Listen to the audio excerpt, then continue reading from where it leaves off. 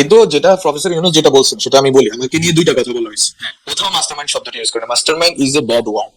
Mastermind is a word, আপনি বলবেন হত্যাকাণ্ডের mastermind. Mastermind always bad word. Professor Yunus জনাব আলম, মাস্টারমাইন্ড ব্যাড ওয়ার্ড না, কারণ কারণ মাস্টারমাইন্ড বলতে বোঝায় হচ্ছে কুশীলব। অনেক সময় আপনি এই যে এখন বিশ্বকাপ চলতেছে, আপনি দেখবেন একটা টিমের ধারণা চেঞ্জ করে দেওয়ার জন্য একটা মাস্টারমাইন্ড শব্দ ব্যবহার করে। জি, আমার কাছে আমি বলি মাস্টারমাইন্ড শব্দটা শুনে আমার কাছে খারাপ লাগে না। আচ্ছা আপনি বলেন, আপনি বলেন আমার প্রশ্ন। খালেদ ভাই আমি বলি ফাজিল মানে হচ্ছে মানে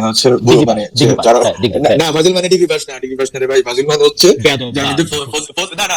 ফজিলত আছে, না যে ফজিলত আছে, এই যে আপনি যেগুলো বলতেছেন এটাই হচ্ছে যে ফাজিলের মিনিংটা বদলে গেছে। মানে ফাজিল মানে হচ্ছে যার মধ্যে ফজিলত আছে, যার মধ্যে মর্যাদা আছে, যে মর্যাদাবান হইলো তাকে ফাজিল বলে। হ্যাঁ, এটা ডিগ্রি পাস। আমি যোগাযোগের ছাত্র ভাই, আমি কোয়ান্টিটিভ মিনিং আর ডিকশনারি মিনিং এর সেমেন্টিক মিনিং এর তফাৎ বুঝি। আমি তর্ক করব না, আমি শুধু দুইটা স্টেটমেন্ট, হ্যাঁ আপনি বলেন, স্টেটমেন্ট মেক করি। হ্যাঁ বলেন, দুইটা স্টেটমেন্ট মেক করি।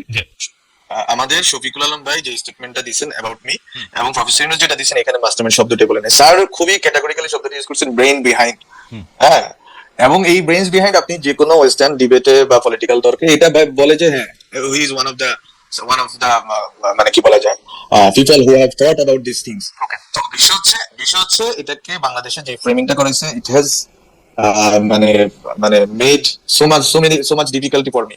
সো মানে যাই হোক, এটা আমি বলতে চাই আর কি। তো এটা আমি বলতেছি যে মেটিকুলাস ডিজাইন উনি যে শব্দটা ইউজ করছেন, অথবা এরপরে যেটা হয়েছে, উনি ওনার জায়গা থেকে উনি স্টোরি টেলিং এর জন্য বলেন, এই পুরো ঘটনাটাকে উনি সারা দুনিয়া ব্যাপী স্টোরি টেলিং করেন, উনি যেভাবে বলছেন এটা একটা। কিন্তু সাধারণ জনগণের কাছে এটা হচ্ছে প্রথম দিকে অবশ্যই রাজনৈতিক নেতৃত্ব যারা ছিল, স্টুডেন্ট লিডারশিপ, তাদের মধ্যে আন্ডারস্ট্যান্ডিংটা ছিল যে এটাকে একটা জমাইতে হবে। এবং জমছে যখন সরকার রিয়েক্ট করছে, এবং সরকার রিয়েক্ট খুব ব্রুটালি করছে, এবং ব্রুটালি করার কারণে সরকার অজনপ্রিয় হয়েছে। জনগণ বুঝতে পারছে যে ছাত্ররা যদি নামে এবং নেমে যদি শহীদ হইতে পারে, ওয়াই শুডন্ট উই, এবং why shouldn't we join their march and protest. এবং মানুষ তখন নামছে, মা বোনেরা নামছে, খালারা নামছে। তো কখন নামছে? যখন ছাত্ররা একটা উদাহরণ তৈরি করছে যে আমরা নামছি, আমরা শহীদ হয়েছি, এন্ড এই যে তোমরা এবার নাম, এবং শহীদ হইয়া তারা এই সাক্ষ্যটা দিচ্ছে যে ওকে নাও উই হ্যাভ। আমার এখানে দুইটা খালি, আমি একটু আগানোর জন্য আমার খালি দুইটা খালি এখানে প্রশ্ন। আমি শব্দ ওই সিমেন্টিক মিনিং এর দিকে আমি না যাই, কনোটেটিভ মিনিং এর দিকে আমি না যাই। আপনাকে যদি ব্রেইন বিহাইন্ড পরিচয় করাই দিতে গিয়ে ডক্টর মোহাম্মদ ইউনূস কিন্তু সেটা শুধু কথার কথা বলেন না, উনি আপনাকে নিয়ে গেছেন সেখানে ক্লিন্টন ফাউন্ডেশনে সে বক্তৃতা দেওয়ার সময় আপনাকে উনি স্টেজে উঠে পরিচয় করাই দিচ্ছেন, কারণ উনি এটা মিন করছেন, এটা একটা হঠাৎ ঘটনা না। মেডিকুলাস ডিজাইনের ক্ষেত্রেও এটা বলতে গেলে আমার কাছে মনে হয় শুধু এটা স্টোরি টেলিংয়ের জন্য এটা হঠাৎ ঘটনা। তাও যদি আমি আপনার কথা মেনে নিই যে আচ্ছা এটা একটা হঠাৎ ঘটনা হতে পারে, তাহলে আপনি আমাকে বলেন তো, যেই আন্দোলনের মধ্যে ছাত্রদের দেখিয়ে দেওয়া পথে জনতা এবং সবাই অংশগ্রহণ করলো, সেই আন্দোলনের যেইটাকে আমরা ক্ষমতার ভাগাভাগি বলি, সেই ক্ষমতার ভাগাভাগিতে ঢাকা বিশ্ববিদ্যালয় কেন্দ্রিক আপনারা যারা সুন্দর করে কথা বলেন, বেশি করে পড়ালেখা করছেন, তারাই কেবলমাত্র ক্ষমতার ভাগাভাগির অংশীদার কেন হইলেন? মানে সেইটার অংশীদার কেন? মানে যেই ছাত্র, আমি সহজ করে আমার যে কাছে যতটুকু খবর আছে, আমি তখন জার্মানিতে ছিলাম, সহজ করে যতটুকু করে বলি, যেই ছাত্ররা পদ দেখাইছে ঢাকায়, আপনারা একইভাবে ঝিনাইদহে বা কুমিল্লায় বা আমার পার্বত্য চট্টগ্রামেও সেই ছাত্ররা ওই জেলা শহরেও রাস্তায় নাইমা, কারণ আবু সাইদ স্বয়ং রংপুরের ঘটনা, একইভাবে পদ দেখাইছে। কিন্তু ক্ষমতার ভাগাভাগিতে আপনারা গেলেন, আপনারা লিড করলেন কেন? মানে আপনারা কিভাবে নিজেদেরকে নিজেরা প্রতিনিধিত্বশীল বললেন? মানে কেমনে? ওই আন্দোলনের তো কোনো নেতৃবৃন্দ ছিল না, ছিল সমন্বয়ক। আপনারা মানে এটা কেমনে করলেন, এবং এই পরিচয়টা তখন আপনারা কিভাবে মাইনা নিলেন? এখানে তো ধরনের রিপ্রেজেন্টেশন বলতে তো দুনিয়াতে একটা শব্দ আছে, কিন্তু মানে কয়েক হাজার মানে আন্দোলনরত যারা আছে তাদেরকে, বা যারা হয়তো শহীদ হয়েছে তাদের ফ্যামিলি মেম্বার, এইভাবে কিন্তু কখনো এই রিপ্রেজেন্টেশন নিশ্চিত হয় না। রিপ্রেজেন্টেশন মানে হচ্ছে আমরা এদেরকে মাইনে নিচ্ছি। এখন আপনি যদি বলতে পারেন আজকে রিট্রোস্পেক্টিভলি আমার নাহিদ ইসলাম, আসিফ মাহমুদ, মাহফুজ আলমকে পছন্দ হয় না, ওনারা ক্ষমতা কুক্ষিগত করছে, এই কথাটা আগস্ট মাসে কেউ বলছে? সেপ্টেম্বর মাসে? অক্টোবর মাসে? কিন্তু 69 সালের উদাহরণ আপনি দিলেন জনাব আলম, কিন্তু 69 সালে আপনি যাদের কথা আপনি বললেন, যারা লুকাই ছিল পরে বাইরে আসছে, যারা এই কাজ করছে, তারা কেউ গিয়া কি ক্ষমতার মানে যেটা হচ্ছে ক্ষমতা কাঠামো এবং পুরনো বন্দোবস্তের ক্ষমতার কাঠামোটা, মানে তারা সেই ক্ষমতার মধ্যে বসছে, তাদের কেউ বা কখনো বসে? আচ্ছা আপনাকে একটু বললি, 69 যখন শেখ মুজিবুর রহমানকে এরা বের করছে স্টুডেন্টরা কি জন্য? Sheikh Mujib will lead the struggle against Pakistanis. সেখানে শেখ মুজিবুর রহমান যখন লাহোরে গোল টেবিলে বসলেন, তখনকার পত্রিকাগুলো একটু দেখেন, তখন কিন্তু স্টুডেন্ট লিডাররা অপোজ করছে যে আপনারা আমরা বের করছি কি আপনারা এই গোল টেবিল মিটিং করার জন্য নাকি? হ্যাঁ, শেখ মুজিবের এই স্ট্র্যাটেজি নির্বাচনী রাজনীতি সফল হয়তো প্রমাণিত হয়েছে, বা এটা আমরা আলোচনা করতে পারি।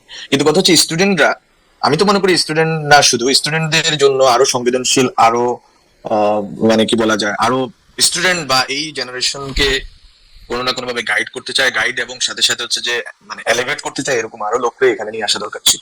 মানে ক্ষমতা তো মানে স্টুডেন্টদের গাইড করতে চায় এটা কি মানে মানে কাদের নিয়ে আসা আমি বললাম যে এটা আপনি ধরেন না, এই আফরাইজিংটা তো student led uprising, people were there but led by students. Okay, তাহলে স্টুডেন্টরা ক্ষমতার যদি ভাগীদার হয় এবং ভাগীদার হওয়াটাকে যদি আপামর জনগণ মেনে নেয়, প্রশ্ন না করে, আপনি আজকে রেট্রোস্পেক্টিভলি প্রশ্ন করছেন, আমরা শেখ মুজিবের প্রশ্ন করি, কিন্তু শেখ মুজিব 1971 সালে 72 সালে 10 জানুয়ারি যখন ঢাকা শহরে নামছে, কোন বাপের বেটা তাকে প্রশ্ন করছে? করে নাই। না সেটা তো এখন আপনি বাপের বেটাত্ব আনতেছেন, কিন্তু এই বাপের বেটাত্ব তো আরেক কথা হইলো, বাপের বেটাত্ব তো এক কথা হইলো, কারণ প্রশ্ন কে করবে? আমি তখন আপনাদের সমর্থন করি, আরেকজন আপনাকে সমর্থন করে, পুরো বাংলাদেশ আপনাদের সমর্থন করছে। আপনাদের মনে রাখবে যে ইমরানের সরকারের কথাই কিন্তু বাংলাদেশে সব বাতি টাতি বন্ধ হয়ে গেছিল, সেইটা তো একটা মোমেন্ট, সেইটা তো মোমেন্ট, সেটা তো একটা মোমেন্ট না। আপনি ইমরানের সরকারের কথা, আপনি যদি ওই যে পত্রপত্রিকার কথা বলেন, তাহলে পত্রপত্রিকা দেখেন, বাতি বন্ধ করে দিয়েছিল বাংলাদেশের সব জায়গায়, আমার মনে আছে বাংলাদেশের সব জায়গায় বাতি বন্ধ করে দিয়েছিল ইমরানের সরকারের কথা, সব জায়গায় বলতে অনেক জায়গায়। শেখ হাসিনা নির্দেশে ইমরানের সরকারের মুখস্থিত বয়ানে তারপরে বাতি আমলি বন্ধ সেটা না না, সেটা খালি শেখ হাসিনা বললে অর্ধেক বলবেন, অনেক মানুষও করছিল, আসলে একটা মোমেন্ট হয়। আমি অর্ধেকটা মানেন হ্যাঁ, আমরা আগেই অর্ধেকটা বলি না, বললাম যে বলছি যে শেখ হাসিনার নির্দেশে যেমন বাতি বন্ধ করা হয়েছিল, কিছু কিছু মানুষ এমনিও বন্ধ করছে, যারা ইমরানের সরকারের পরে অনেক শত্রুতে পরিণত হয়েছে। ইমরানের সরকারের অনেক আপনি আমাকে বলেন, আপনি যদি এখন বলেন যে ওই সময় কে বাপের বেটাত্ব, তাহলে ওই বাপের বেটাত্ব দেখা কথা শেখ মুজিবের ব্যাপারে না, আপনি জুলাইয়ের ব্যাপারেও বলছেন যে ওই সময় কে বলছে, জুলাইয়ের ব্যাপারে আমি বাপের বেটা শব্দটি ইউজ করি, শেখ মুজিবের ব্যাপারে বলছি, এটা ইচ্ছা করে বলছি, কারণ ইচ্ছা করে বলছি এই জন্য, শেখ মুজিবুর রহমান উনি হচ্ছে যে আনডিসপিউটেড লিডার ছিলেন ইস্ট বেঙ্গলের, ইস্টার্ন বেঙ্গল, এবং উনি 71 পরেও ছিলেন। উনি ভারতের সংবিধান এবং এই পুরো প্রক্রিয়াটার ভিতরে উনি রাষ্ট্র ব্যবস্থা পুনর্গঠনের ক্ষেত্রে ওনার ব্যর্থতা এবং সব স্টেটসম্যানশিপ আচরণের অভাব, আরো হাজারো কারণে উনি মানে মানুষের কাছে মানে একটা মিশ্র চরিত্রের মানুষ হয়ে গেছেন, এবং এখন তো ওনার মেয়ের কারণে মানুষ ওনাকে অপছন্দ করে। কিন্তু বিষয়টা হচ্ছে কি, আপনি যখন একটা ইতিহাসে বসেন, আমি কেন এটা বলতেছি, আপনি শব্দে পড়ে দেখেন না, আপনি যদি আগান, যেটা হচ্ছে আমি কেন কথাটা বলছি, যে লেজিটিমেসি যেটা, আপনি যদি ওই গভর্নমেন্টের স্টুডেন্টরা না হয়তো অনেক, আমি আপনাকে শুধু একটা কথা বলি, ওই সময় একটা পরিস্থিতি এরকম ছিল যে লেজিটিমেসি ক্রাইসিসে পড়তে হইতো গভর্নমেন্ট।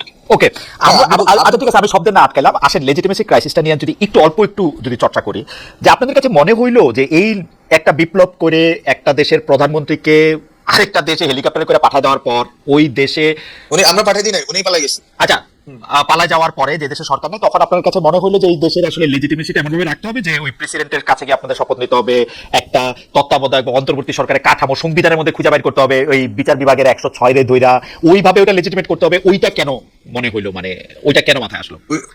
ওইটা মনে হয়নি রে ভাই, মানে বিষয়টা হচ্ছে যে যেটা করছে সেটা আর যেটা করতে পারতো সেটা নিয়ে যদি আমরা আলোচনা করি, আলোচনা রাত শেষ হয়ে যাবে, আমার এখানে রাত, আপনার ওখানে দিন। সো আচ্ছা, বিষয় হচ্ছে আপনার আমার 5 তারিখ 6 তারিখ জিনিসটা কি, 5 তারিখ বিকালে সন্ধ্যায়ও যখন চ্যানেল 24 গিয়ে ছাত্ররা ইনক্লুডিং মি যখন আমরা কথা বলতেছি, এট দ্যাট টাইম আমরা ভাবছি যে শহীদ মিনারে, ওই সময় অলরেডি শাহবাগ শহীদ মিনারে আমাদের প্ল্যান যে শহীদ মিনার থেকে সরকার গঠন করা হবে, শহীদ মিনার থেকে সরকারের শপথ হবে। আমি আপনাকে আমি ফ্যাক্ট বলতেছি, এবং আমার যারা আছে, যারা সহকর্মী আছেন, বেঁচে আছেন, ওরা আল্লাহর রহমতে ওদেরকে জিজ্ঞাসা করতে পারে। 6 August same idea, 7 August same idea, 8 আগস্টে প্রফেসর ইউনূস যখন আসছেন তখনও পরিকল্পনা ছিল যে শহীদ মিনারে উনি যাবে, উনি জনগণের মধ্যে থেকে শপথ গ্রহণ করবেন। ওকে, আমি এটা বলতেছি। ফলে আপনি এটাকে কিভাবে সংবিধানের কাঠামোটা কেন লাগে, কেন আমরা সংবিধান বলছি যে 72 সংবিধান চাই না, হ্যাঁ, কেন আমরা অনেকগুলো সংবিধানকে নিয়ে কেন এত মানে মানুষের ভেতরে এত এত এত কথাবার্তা, হ্যাঁ, এটা তো শুরু হয়েছে, আমরা শুধু বলি না, এটা থেকে শুরু করে বিএনপির লোকরাও বলছে, সব ধরনের রাজনৈতিক যারা বিরোধী দল ছিলেন ওই সময় তারা বলছে, এখন হয়তো তারা বলে তুলে গেছেন আর কি। তো বিষয় হচ্ছে আপনার, তাহলে প্রশ্নটা কি, আপনি সংবিধান এক্সট্রা কনস্টিটিউশন বা কনস্টিটিউশনের বাইরে গিয়ে একটা সরকার গঠন করবেন, গঠন করে ওটাকে পরিচালনা করবেন। ওই ক্ষেত্রে 5 তারিখে যখন সারাদিন মিটিং হয় রাজনৈতিক দলগুলোর সাথে, স্টেশনকে বাদ দিয়ে, এবং রাজনৈতিক দলগুলোর সদিচ্ছা, আমি রাজনৈতিক দলগুলো তো শুধু বিএনপি বলতেছি না, জামাত ইসলামী, তো তারা মিলে যখন এই সভা মানে মিটিং করে, এবং ওই মিটিং এ ছাত্রদের প্রতিনিধি নামে কয়েকজনের 2-3 জনকে নিয়ে যাওয়া হয়, যারা আসলে ভুয়া, এবং ছাত্রদের মানে ভুয়া বলতে কিছু নাই, মানে তারা আসলে ছাত্রদের ওই অর্থে যেটা সংগঠন ছিল বা যে কাঠামো ছিল, এই কাঠামোর ভিতরে না। তারা কারা, এটা কি বলা যাবে? ওই ছাত্র প্রতিনিধিরা কারা, এটা আপনি বলতে চান না? এটা আপনি চাইলে দেখতে পারেন, অনলাইনে এটা আছে, দুইজন যে সেটা ওই দিনের নোটেও আছে, বঙ্গভবন থেকে যে প্রেস রিলিজ পাঠানো হয়েছে ওখানেও আছে। তাহলে কি বলবেন আমাদের দর্শকদের একটু? আমার তো নাম মনে নেই ভাই, মনে নাই, পারবো না, ঠিক আছে, ওকে ওকে ওকে। নাম মনে রাখতে পারবো না, কিন্তু আমি আপনাকে রেফারেন্সটা দিয়ে দিলাম বঙ্গভবনের ওই দিনের press list, Okay. President office থেকে যেটা যেটা বের হয়েছে। তাহলে বিষয় হচ্ছে এইসব প্রক্রিয়া কিন্তু চলমান ছিল। এখন ছাত্ররা কতটুকু বিপ্লবী হইতে পারে, আচ্ছা, তো মানুষের মধ্যে এই প্রশ্ন রিয়েল কারণে আছে, মানুষের হতাশা, এক ধরনের আশাভঙ্গের কারণেই আছে যে আসলে বিপ্লবী সরকার সম্ভব ছিল। আমরা তো বলি নাই যে বিপ্লবী সরকার সম্ভব না, আবার বলি নাই যে বিপ্লবী সরকার করাটাই আমাদের আমাদের আমরা করতে পারতাম কিন্তু করি নাই, এটাও কিন্তু বাস্তবতাকে পুরোপুরি ব্যাখ্যা করে না। কেন বলি এটা এত একটা জটিল একটা পর্ব, এই 5 আগস্ট থেকে 8 আগস্ট পর্যন্ত, এটা যে যতভাবে বলুক আমি মনে করি যে প্রত্যেকটাই কোনো না কোনো সত্যকে ধারণ করবে, অনেকগুলো সত্য মিলে এটা নিয়ে একদিন কথা হবে। আজকে হয়তো আমি বলতেছি, আরেকজন বলবে, তখন হচ্ছে এটা একটা একটা পুরো সত্যটা চিত্রটা আপনি পাবেন। কিন্তু আমাদের স্টুডেন্টদের জায়গা থেকে যদি আপনি শুনতে চান, আমরা আসলে চাইছি একটা পরিবর্তন সরকার, এই সংবিধানের কাঠামোর ভিতরে যাতে আমরা না ঢুকি, সেটা আমরা চাইছি। ওকে, আমরা স্টুডেন্টরা চাইছি। তারপরে একটু তারপরে তারপরে হচ্ছে যে আপনাকে বলি বাংলাদেশের অবস্থা 5 আগস্ট থেকে 8 আগস্ট আপনি যদি ওই সময় দেশে থাকতেন দেখতেন, তখন প্রশ্নটা হয়ে গেছে that quote unquote stability and peace. আপনি হিন্দুদের উপর হামলা, আপনি এর পরবর্তীতে আপনি 8 আগস্টের পরেও যদি দেখেন একটা দীর্ঘ সময় পর্যন্ত একটা একটা অস্থিরতা, এই অস্থিরতা কিন্তু যে কোনো গণঅভ্যুত্থান বিপ্লবের পরে এই অস্থিরতাটা হয়। এই অস্থিরতাটাকে আপনি মানে কনসলিডেট করার জন্য সাংগঠনিক ফোর্স আপনার ছিল, আমাদের ছিল না। আমাদের পুরা বাংলাদেশে যে বিপ্লবী ফোর্স থাকা দরকার, যাদেরকে দিয়ে আপনি কনসলিডেট করবেন পাওয়ার, এবং পাওয়ার কনসলিডেট করে একটা সরকারকে আপনি নিয়ে আসবেন, যে সরকার খুব দ্রুততার সময়ে কিছু সংস্কার, কিছু খুব গুরুত্বপূর্ণ পরিবর্তন, রাষ্ট্রীয় প্রতিষ্ঠানগুলো পরিবর্তন করে নির্বাচন দিবে, সেই প্রাতিষ্ঠানিক সাংগঠনিক কাঠামো আমাদের ছিল না। আমাদের ছিল lakh lakh millions of people যারা হাসিনাকে পতন করতে চাইছে, কিন্তু তাদেরকে দিয়ে আপনি এই পুরা ঘটনাটা একটা বিপ্লবী সরকার গঠন করে এটাকে সাস্টেইন করাবেন, সেটা তো আমরা পরেও পারি। যদি প্রফেসর ইউনূসের গভর্নমেন্টের, আমাদের গভর্নমেন্টের যদি আপনি ব্যর্থতার যদি একটা কারণ যদি কেউ শুনতে চায়, আমি বলবো এটা হচ্ছে পলিটিক্যাল কমিউনিকেশন ডিসঅর্ডার। যে আমরা কমিউনিকেশন করতেছি কার সাথে? আমরা 8 আগস্টের পরে আমরা গভর্নমেন্টে, আমি তো গভর্নমেন্টে ঢুকছি 28 আগস্টে, আমি স্যারের সাথে আমি ছিলাম হচ্ছে as a special assistant, I had to deal with many political issues. তখন আমরা কিন্তু কল দিতাম বিএনপি নেতাকে, আমাদের তো কোনো নেতা নেই ভাই, আমাদের তো আছে সাধারণ জনগণ। সাধারণ জনগণ তো বিএনপি করছে, জামাতও করছে, কেউ আওয়ামী লীগ ফ্যামিলিরও ছিল, কেউ হচ্ছে বিভিন্ন ধরনের মানুষ। সেটা এক শিলা মানুষ না, মনোলিথিক না, তারা একটা চিন্তা না, একটা কাঠামোবদ্ধ কিছু না, তারা তো 10 ধরনের। যখন শ্রমিক অঞ্চলে অনেকগুলো ভায়োলেন্স এবং আবার অস্থিরতা তৈরি হয়েছে, এবং সরকারকে তো এগুলো মানে মোকাবেলা করতে হবে, কারণ আমাদের শ্রমিকদেরকে টিকাইতে হবে, শ্রমিক প্রতিষ্ঠানগুলো টিকাইতে হবে, গার্মেন্টস এটাকে ঠিক করতে হবে, যেটা আমার কাছে মনে হয় যে এই পর্যন্ত আমি যত ব্যাখ্যা শুনছি, আপনার ব্যাখ্যাটা আমার কাছে মনে হয়েছে যে আপনি সেই সময়কার একটা প্রকৃত চিত্র বা আমি একটা দেখতে পাইলাম চোখের সামনে। কারণ 5, 6, 7, 8 তারিখে কারণ কেন বিপ্লবী সরকার না হয়ে একটা কাঠামোবাদী বা সাংবিধানিক কাঠামোর একটা সরকারের দরকার হয়েছিল, সেটা আমার কাছে খুবই। কিন্তু আমার একটা প্রশ্নও আছে, আপনি কিন্তু খুবই মানে খোলা মনে আপনি স্বীকার করে নিলেন যে বৈষম্য বিরোধী ছাত্র আন্দোলন বা যারা এই গণ অভ্যুত্থানটা ঘটাইছে, যারা এই নেতৃত্ব দিচ্ছিল, তাদের তো ওই সাংবিধানিক মানে ওই সাংগঠনিক কাঠামো ছিল না যাতে তারা এই ব্যাপারগুলি কন্টেইন করতে পারে। আপনি যারা সংখ্যালঘু তাদের উপরে হামলার কথা বলছেন, শ্রমিকদের সাথে একজনের সংঘর্ষের কথা বলছেন, পুলিশ বাহিনীর কথা আপনি বলেন না, আমি বললাম, ইত্যাদি নানা রকম। কিন্তু কোনো অসুবিধা নেই, পুলিশ বাহিনীর কথা আমরাই বলছি, এবং আমরা 54 সদস্য, আমি বলি ফর রেকর্ড, 54 জন পুলিশ সদস্য যারা শহীদ হয়েছেন, যারা মারা গেছেন, যেটাই বলেন না কেন বাংলাদেশে যে ভাষা ইউজ করেন, বিষয় হচ্ছে তাদের পরিবারকে সরকার থেকে অর্থ সরবরাহ করা হয়েছে। এটা আমরা নিজেরা করছি, আমি নিজে হ্যাঁ, আমরা তালিকাও করছি, আমরা তাদেরকে অ্যাজ নাগরিক হিসেবে তাদের পরিবারের জন্য সহযোগিতা করছি। এখন বিষয় হচ্ছে যে কোনো ভায়োলেন্স, এখন এই ভায়োলেন্সটাকে আপনি আসলে কোনটা কম কোনটা বেশি, এসব দিয়ে আমি বেশি কম। আপনি একদম যেরকম পরিস্থিতি ব্যাখ্যা করলেন, আমি আসলে দেশের বাইরে থাকলেও তখন আমি জার্মানিতে, কিন্তু আমি 5, 6, 7, 8 4 দিন আমি ছুটি বাতিল করে আবার কর্মক্ষেত্রে আসছিলাম, মানে ডয়েচে ভেলেতে। তো সেই 5, 6, 7, 8 তারিখে আমাকে খেয়াল করতে হয়েছে। তো আমি আপনার কাছে আমার প্রশ্ন, আপনি কিন্তু বললেন যে ছাত্রদের কিন্তু সেরকম সারা দেশব্যাপী একটা সাংগঠনিক কাঠামো ছিল না, যেখান থেকে একটা আপনারা কোন একটা নির্দেশ দিলেন বা কোন একটা স্বেচ্ছাসেবক বাহিনী তৈরি করে তাদেরকে রক্ষা করতে চাইলেন, সেটা আসলে সম্ভব ছিল না। কিন্তু যাদের ছিল, অর্থাৎ যেগুলি পুরনো রাজনৈতিক দলগুলা, বিএনপি, জামায়াত বা যারা অন্যভাবে ছিল, তাদেরকে কি আপনি ওই সময়কার এইসব পরিস্থিতির জন্য দায়ী করেন যে তারা এটা কন্টেন্ট করতে পারে বা কিছু ক্ষেত্রে ইন্ধন জুগিয়েছে? না, আমি হচ্ছে যে এইভাবে মানে জেনারেলাইজেশন করব না। সেটা তো হচ্ছে যে মানে আপনার মুক্তিযুদ্ধের পরেও তো বাংলাদেশে হিউজ পরিমাণ মব ভায়োলেন্স, এবং মব ভায়োলেন্স না শুধু আজকে যে অর্থে মব ভায়োলেন্স বলে, এটা আপনি 72 সালের পত্রিকায় পড়লে এটাকে কম মনে হবে।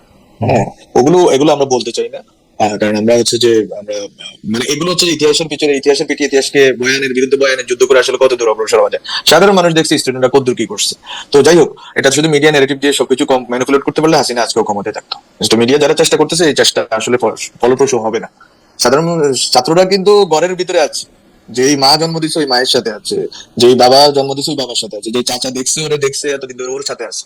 ফলে ছাত্রদের বিরুদ্ধে আপনারা হচ্ছে যে অনেকগুলো ন্যারেটিভ সেট করবেন আর সাধারণ জনগণ এটা বিশ্বাস করবে, এটা সম্ভব না। তো যাই হোক, সেটা করুক, কিন্তু বললাম যেটা যে ৭২-এর পরে এই ঘটনাগুলো ঘটছে, এটাকে কন্টেইন করার যে প্রশ্ন হচ্ছে কন্টেন্টটা সাধারণ জনগণ করছে।